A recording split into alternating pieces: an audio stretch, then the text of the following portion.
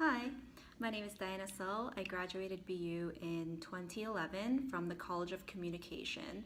I studied advertising with a concentration in anthropology, and my involvement with BU KSA has been primarily from the executive board perspective. So in my freshman year, I served as freshman representative, and then in my junior year, I was secretary. Um, Currently work at a firm called Sapient Razorfish doing digital marketing strategy, and I've been here for a little over 3 years. Hi guys, my name is Margaret Park, class of '07, so it's been 10 years now since I graduated from BU. I was in CGS for 2 years and then I transferred to SMG, which I think they changed the name of the school recently. I'm not sure what the name of the guy is, but School of Management is what it used to be called.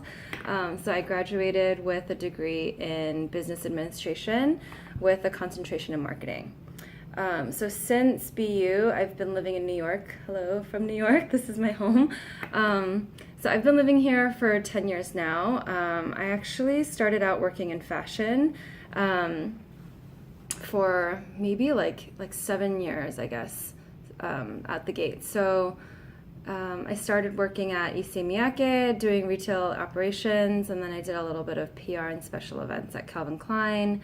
And then my career actually transitioned a little bit. I loved like marketing and what I was doing before, but I felt like I was a little bit more creative and that I had something more to express. So I actually I started with continuing education courses at SVA, but I eventually enrolled in the associate's degree program at Parsons for graphic design. So about like 2 or 3 years out of college, I sort of made that switch, and now I'm a graphic designer and art director. So my first graphic designer job was at Joe Fresh. It was like a Canadian version of Uniqlo, H&M type of fast fashion kind of company. So I was part of their in-house marketing department doing like just design work and photo art direction, that kind of thing. And then now I'm art director at a small boutique agency called VP&C. So I think the most notable thing that we do there is we launched a skincare line called Pharmacy with an F. So I do all the packaging design, the branding, logo, all of that, the creative, like the visual identity work. Basically, that's my baby. So it's funny, like I started in fashion, but now I guess I'm in beauty and I'm sort of obsessed with it, so it's really fun. Um, I believe that being Asian American did not concretely influence the way in which I got a job. I think my employer was more interested in understanding my skill set, my work experience, if I was interested in the industry versus what my ethnic background is. so I'm not going to say which job for, you know, I guess to protect the person who said it. But I did have a boss say to me once that like she'll specifically choose people with Asian names because she knows that we work hard. So I guess it's like it's good in a way that that I felt like I was like given a chance because of my ethnicity, but at the same time it's like don't I guess it becomes a tricky balance because there's other times where you feel like you're getting more work because like because the team knows that you'll get it done. It's sort of a tricky balance because you want to be known to because you work well and that you're reliable and you get everything done on time and all of that, but at the same time you don't want to be taken advantage of for that. So it's like you gotta really stand your ground. um,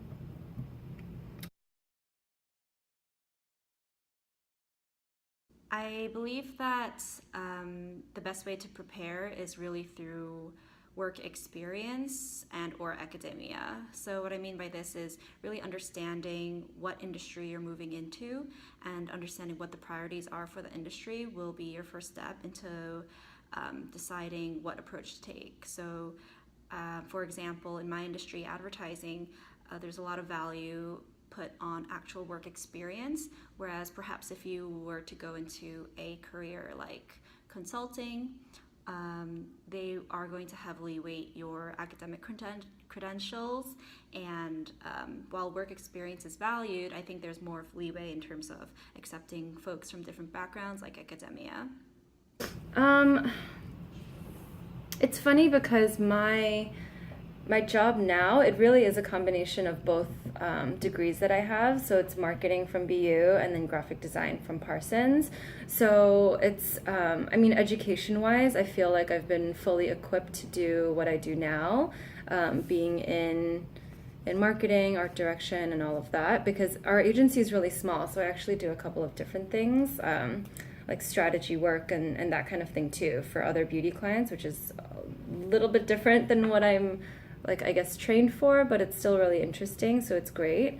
Honestly, it's hard to say, like, how do you prepare for this career, because I think even just from looking at it's only been like 10 years and I still have the rest of my life ahead of me, but I never thought that I would go into beauty, but it just sort of happened because when I went to this agency, they were like, oh, by the way, we're starting an incubator, like a line within our incubator, and it happens to be in beauty. So it's hard to say how you prepare for things like that, because I think the point is, or the point that I'm trying to get to, is that you really don't know what path or which direction your path may change into. But I think it's just, I guess my mantra has always been, like, I always just want to look back and have no regrets. So just try your hardest, just admit your mistakes when you make them. I feel like that's a big virtue. People get very blamey and it gets very like, oh, like, cover my ass. Well, that wasn't my fault, whatever. But it's just like, just own up to it and be like, hey, this is the mistake that I made and this is how I'm going to fix it. And then people will remember that, I think. I don't know if that answers your question, but hopefully you can do something with that. Let's see.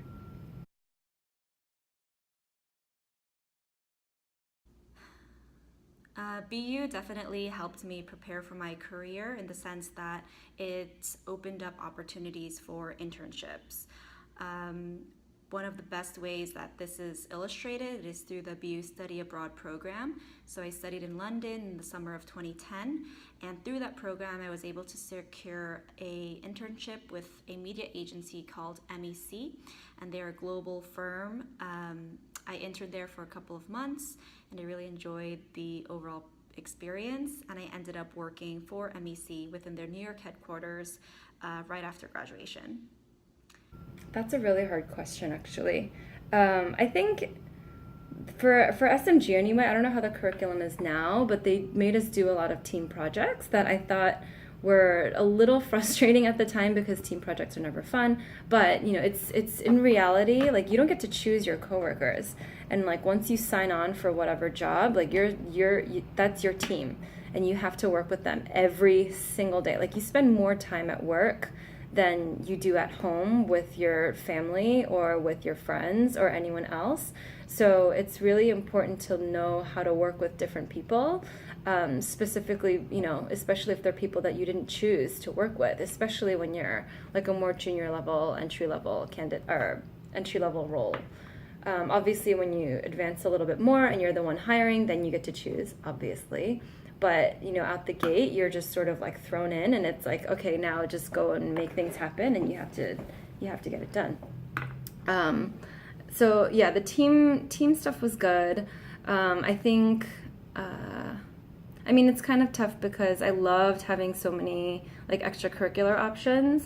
So my experience at BU was KSA. I was part of KSA. I wasn't on the board or anything like that, but a lot of my friends were in it. So like a lot of the, like, I guess more social things, we would sort of like go and participate there.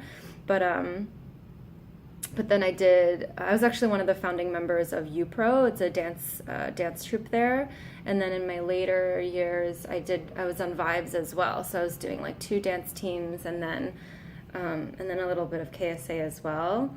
So, that kind of stuff I really loved at BU. I know that's not specific to my career, but in terms of just like really exploring different interests and extracurricular type things that you have. Like, I think I took a taekwondo class because it was like 1 credit, and then I took like a skating class. So like, there's a lot of fun things that you could do at BU. I feel like they make just like there's just a lot of diverse there's a diverse range of things that you can try. My biggest regret, I will tell you guys this, is not taking the public speaking class, because anytime I have a client presentation or even like in front of our team, like our company's so small, everyone's like family, but still I get super nervous talking in front of a big group and I like stutter and you like start to sweat. I think if that class is still there, everyone please go sign up. I think it was like half a credit back in the day when I was there. Like to this day, I wish I took that class at BU. Public speaking. Go look it up.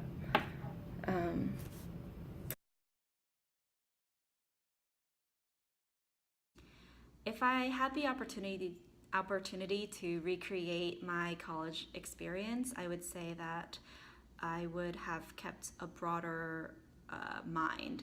So I think based on my personality, I'm really focused and goal driven, which is fine. But I think college is a time where it's really important to concentrate on breadth versus depth. So what I mean by that is explore a lot of different things that you are interested in, that you're curious about, because it's a great time to experiment and find your whatever your heart desires with very little consequence. In the grand scheme of things, when you start working in the industry or in your professional career, it's more challenging to make a pivot as you grow more familiar and grow better expertise within your field. If I had to do anything differently, I just said it, I would take that public speaking class. Maybe I would have done Taekwondo to the end, because the teacher there was like, I can make you a black belt by the time you graduate, but I was like, no, I want to dance. So I didn't really do it, but I'm like, now like living in New York and there's like all these crazy homeless people and like gropers on the subway, I'm like, man, I kind of wish I had that black belt. Let's see.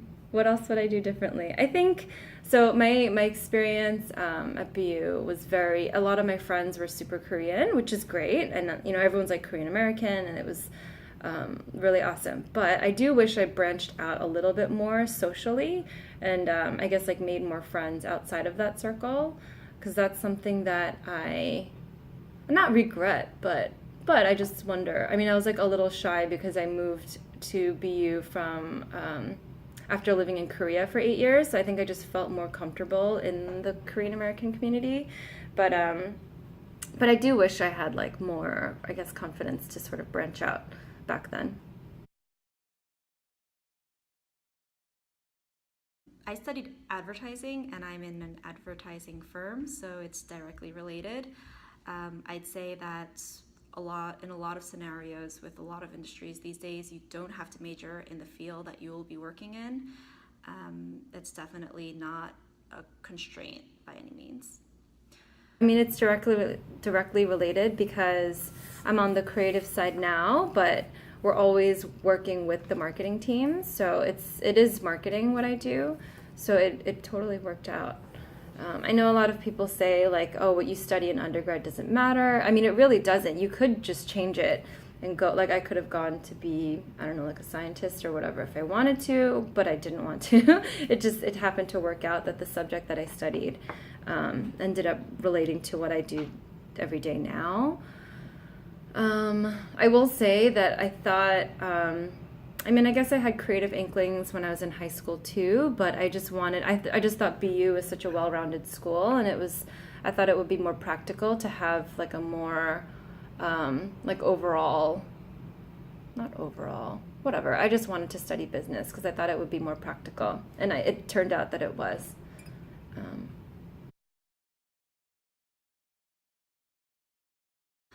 The biggest struggle I faced after graduation, I believe, was culturally getting acclimated with working life. And I think based on the way I was brought up, I think communication is really different within an Asian American or Korean context versus an American context. There's a lot of research and studies that have been done about the way that different cultures communicate, and Korean culture resides on a spectrum of like high context communication, meaning people say very little and they have a lot of like implied meanings versus saying things really directly and specifically, like we do in American culture. So I think understanding and recognizing that gap and then trying to tailor my communication to bridge that gap has been an ongoing challenge and also accomplishment of mine. So I would suggest for those of you who are maybe more used to being brought up in a high context communication household to try that out. I think the biggest struggle that I had was I was born in, not born, I keep saying born. We graduated into the recession. So it was '07. I traveled for the summer. And then when I came back, we were like job hunting. Job market was like medium to, whatever. It's super competitive in New York. I mean, anywhere it's really competitive because there's so many people going to schools and graduating and higher level of education and all of that. So, but, '08 happened, and then that was like, the biggest recession since the 1920s or, whatever. So a lot of people got laid off. Luckily I didn't, but that's actually like a year later, I ended up going back to school. But just sort of like the uncertainty of like, am I going to have my job tomorrow? Am I not going to? Like coming into work and like people's desks are just like disappearing. Like they were collecting pencils at my company because they were like, we have to conserve on office materials. And I was like, what the fuck? It's like $5, but it's like $5 to spend or to save. Like that's sort of like the situation. And like I was in like high-end fashion retail at the time, so sales were like, phew, it was so bad because no one's going to spend, like $3,000 on a coat during the recession, even if they can afford it. So yeah, I think just dealing with the recession and then like job hunting. So yeah, that was the recession. I went to school, and then even after school, it's sort of still like recession aftermath. So it was hard. You just have to it just made the stakes a lot higher for people that were job hunting. So people just got like really aggressive, and I don't know, I guess it's the same anytime, but it was just like people were just like a little bit more desperate, I think. So like when people get desperate, they get a little bit more scrappy in a way. So it was intense. I think like the biggest personal struggle I've experienced at work is a little bit, I sort of hinted at it at the beginning of this video, like there's like not racial tensions, but just like when you like you'll hear, people will make like stupid like Asian jokes or whatever, and I'm like, hey guys, like I'm sitting right here, and that's actually not cool. But there's no need to be like bitchy about it, but it's good to, I think, speak up in those moments because you don't want to like follow the stereotype and just sit quietly while, people crack their jokes and whatever. But but sometimes it's nice to say like, hey, like that's actually kind of offensive. Please don't say that because it's actually not cool. And sometimes they don't know, so they're like, oh, sorry, I didn't realize or whatever. So those like sort of ethical, like moral struggle-y kind of moments get kind of tough, but it's okay.